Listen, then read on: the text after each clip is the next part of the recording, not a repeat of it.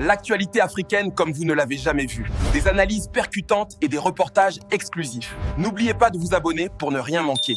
Abonne-toi et active la cloche de notification pour ne rien manquer de l'actualité africaine.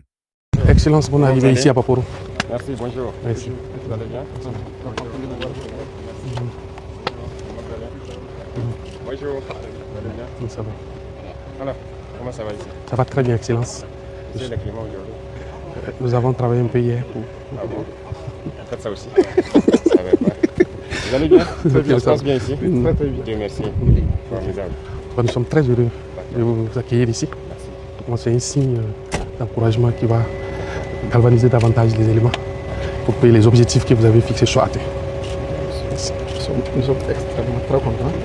On ne saura pas dire un mot au-delà de ce que le ministre dit. D'accord. De risque de ne pas pouvoir continuer notre joie. Je vous en prie. Merci. Vous êtes les pionniers donc. Nous voulons vous souhaiter la bienvenue ici au centre pénitentiaire agricole de Baporo. Le centre a été créé en 1984, donc sous la Révolution, et rendu fonctionnel un peu plus tard en 1986. Au départ, le centre est destiné à recevoir les condamnés aux travaux agricoles, qui peut servir également de centre de réinsertion sociale. De 100 hectares, au départ prévu pour 80 détenus. En 2023, le centre avait perdu pratiquement toute sa superficie. On était autour de 22 hectares qui restaient sur les 100 exploitables, avec une production annuelle de 12 tonnes de céréales. Donc à partir de 2023, sous votre vision et leadership éclairé, nous avions relancé les choses ici à Baporo. Donc déjà, la superficie exploitable aujourd'hui, cette année, nous prévoyons autour de 345 hectares. Sur les 3 prochaines années, nous espérons atteindre les 1000 hectares. L'année passée, ici, la production était autour de 270 tonnes que nous avons produit ici l'année passée. Cette année, la capacité, bien entendu, notre vrai problème que nous avions ici pour recevoir les détenus, c'était la capacité d'accueil. Il y a des vieux bâtiments ici, nous aurons l'occasion de les voir pour 80 personnes. Donc avec ce bâtiment que vous aviez autorisé la construction, nous prévoyons accueillir entre 500 et 600 détenus ici cette année. Donc l'ouverture est prévue très prochainement. Donc là, vous avez un champ, c'est la saison sèche, un champ de 40 hectares de maïs en 2 parties. Donc la première partie est suffisamment avancée, voilà, et puis la seconde partie également. Il faut reconnaître que nous avons l'appui du ministère de l'Agriculture, voilà, donc qui nous a installé la pompe. C'est vrai que les travaux ne sont pas terminés tôt, ce qui nous a permis d'aller à une grande superficie, parce qu'on prévoyait faire 100 hectares en saison sèche. Voilà, donc ils ont fini il y a quelques mois. Voilà, c'est vrai, on a un problème de tension pour le pompage, mais nous sommes là-dessus avec la Sonaben. Voilà, donc les spéculations ici, c'est essentiellement du riz, du maïs, du sorgho. L'année passée, nous avons fait en saison. Voilà, là, ce sont des détenus qui sont en train de. Voilà. Ça va bien? Voilà. D'accord. Okay, donc, l'année passée, on avait fait du blé, 10 hectares. Okay. Ça a donné aussi. Mais au moment de finir la pompe, la période de semer le blé était déjà passée. Voilà pourquoi cette année, on n'a pas fait du blé. Voilà. On a de la production animale aussi, des bœufs, des moutons. Vous avez le président du Faso ici. C'est une chance pour vous parce que depuis que le centre existe, c'est la première fois de mémoire que le président du Faso met pied ici à Baporo. Depuis 40 ans, le centre n'a jamais eu une vie comme celle-là aujourd'hui. Nous disons merci au camarade président du Faso pour tous les bienfaits qu'il a fait de notre pays. Ensuite, nous le remercions beaucoup parce qu'il a adopté la loi TIC. La TIC nous permet de travailler, la TIC nous permet de gagner la santé, la TIC nous réduit nos peines. Donc c'est une grande faveur pour nous les pensionnaires. On le remercie beaucoup. On le remercie beaucoup. En plus, nous le remercions infiniment parce que si on le remercie 10 000 fois, ça ne suffit pas. Parce que ce qu'il a fait pour le pays, c'est trop beaucoup. Donc, on le remercie beaucoup. Voilà. Que Dieu bénisse le Burkina Faso. La patrie ou la mort nous vaincront. Je dois avouer que je suis très content de passer vous dire bonjour ce matin. Vous êtes ici en train d'apprendre, c'est comme ça que je vois ça, en train de relancer une nouvelle vie. Parce que la prison, ce n'est pas la fin du monde aussi. Mais aussi la prison doit être humaine. Nous sommes une société, nous ne sommes pas des barbares, nous ne sommes pas violents. Nous sommes une société africaine.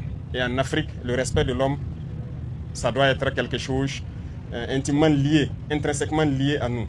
Donc, peu importe la situation dans laquelle se trouve un homme, il faut qu'il ait le minimum de respect. C'est dans ce sens que nous avons introduit, comme il l'a dit, les TIG, pour permettre à quiconque qui est en conflit avec la loi de pouvoir travailler pour la nation, se former et au sortir de là, apprendre quelque chose. Parce que beaucoup de choses peuvent amener quelqu'un en prison. Et c'est une vie. Ça peut être très souvent la pauvreté qui peut amener quelqu'un à poser des actes contraires à lui-même ses valeurs. Vous pouvez juste aller emprunter de l'argent avec quelqu'un, mais vous n'avez pas pu rembourser. Il va vous convoquer, ça va aller loin et après vous vous retrouvez en prison. Ça ne veut pas dire que vous n'avez pas la volonté de rembourser, mais vous n'avez pas eu la capacité de le faire.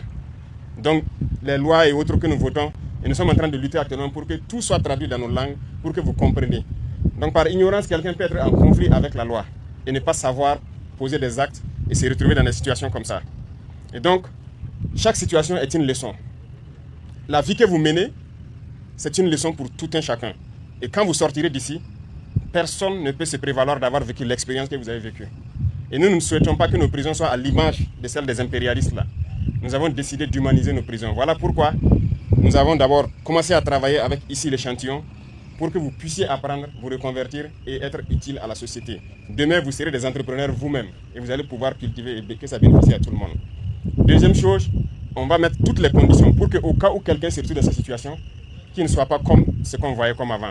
Voilà pourquoi nous avons décidé de construire des bâtiments, les systèmes de santé, tout ce qu'il y a, on va essayer d'améliorer pour que ce soit un lieu d'apprentissage. Voilà, qu'on se corrige, qu'on puisse corriger nos fautes lorsque nous sommes dans ces situations-là. Et aussi, on va réduire le nombre de prisons au Burkina, ça c'est sûr. Nous allons réduire ça beaucoup et concentrer cela dans des zones comme ça, des zones de production où les gens vont apprendre beaucoup de choses. Ça, c'est l'agriculture, mais il y a beaucoup d'autres choses que vous apprenez. Ça peut être dans la mécanique et bien d'autres choses. Donc, c'est pour vous dire qu'il n'y a pas à perdre le moral ici. Vous êtes en train d'apprendre. Donc, apprenez et au sortir, le ministère fera tout pour vous accompagner pour que vous soyez donc des citoyens modèles de demain. Vous pouvez mieux conseiller quelqu'un que quiconque. Ça, c'est sûr, parce que la vie que vous vivez ici, ce que vous avez vécu, vous pouvez mieux conseiller les jeunes que quiconque sur cette terre. Donc, bon courage à vous. Je vous souhaite de prendre soin donc, de vos terres, de tout ce qu'il y a autour de vous ici, de continuer à vous conseiller et tous ceux qui viendront s'ajouter pour les travaux d'intérêt général, donc que vous puissiez les conseiller et que chacun puisse apprendre surtout et au sortir être donc un modèle dans notre société. Merci, bonne chance, que Dieu vous garde tous en très bonne santé et qu'on se retrouve, Inch'Allah, très bientôt à nous dire que voilà telle personne qui est passée à Baporo et voilà son entreprise. Ok? Voilà, merci beaucoup et la patrie ou la mort, le combat continue, peu importe où nous sommes. Plus de 100 hectares de maïs. L'haricot, Ok. de soja, et de sésame. Ok. Oui. D'accord. Formidable. Nous sommes sur une superficie de 320 déjà en blâme. Les travaux comme ça, c'est pour augmenter vos superficies? Oui, oui. Ok. Les machines de terrasse sont déjà là. On a une formation à la Sonater. Ok. Qui est en train de... D'accord. Nous avons ajouté 100 hectares supplémentaires cette année. Cette année? Oui. D'accord. Ce qu'il faut dire, c'est que nous avons déjà doublé ce dont nous avons besoin pour nourrir tous les tribus du Burkina. L'année passée, la production faisait 350. Ah oui. Oui. Donc, ça veut dire que On peut toujours... ça, c'est formidable. Et sur les 350, les 270 viennent d'ici. Ah, c'est formidable. Eh ben, donc, comme je l'ai dit, les pôles de croissance, là, C'est ça. vous êtes les pionniers. Et nous sommes en train, j'ai dit au ministre que nous allons cibler des pôles de croissance C'est bien ça. au bord des plans d'eau et tout ça là, pour multiplier le modèle et réduire drastiquement le nombre de prisons sur le Burkina Faso. Tout à fait. Et donner pour objectif 5 grandes prisons. C'est ça où nous allons nous concentrer. Donc c'est vous qui êtes les pionniers ici. C'est vous qui allez devoir apprendre la procédure ici à vos autres camarades GSP. C'est ça. Parce que quoi qu'on dise, tout le monde ne peut pas avoir la même expérience que vous avez ici. C'est ça. Donc il y a ça à répercuter un peu partout et se mettre au travail parce que quoi qu'on dise, nous sommes une société, à part quelqu'un qui est né criminel, qui est né tueur en série, je pense que tout le reste, si on lui enseigne les voies de la sagesse, il va pouvoir comprendre et revenir à la raison. Et donc ce sont des cadres comme ça où les gars, ils sont là, ils vont apprendre beaucoup de choses ici. Ils s'épanouissent, ils ne meurent pas parce que quelqu'un qui est enfermé entre 4 murs, il meurt à petit feu, on ne le veut pas.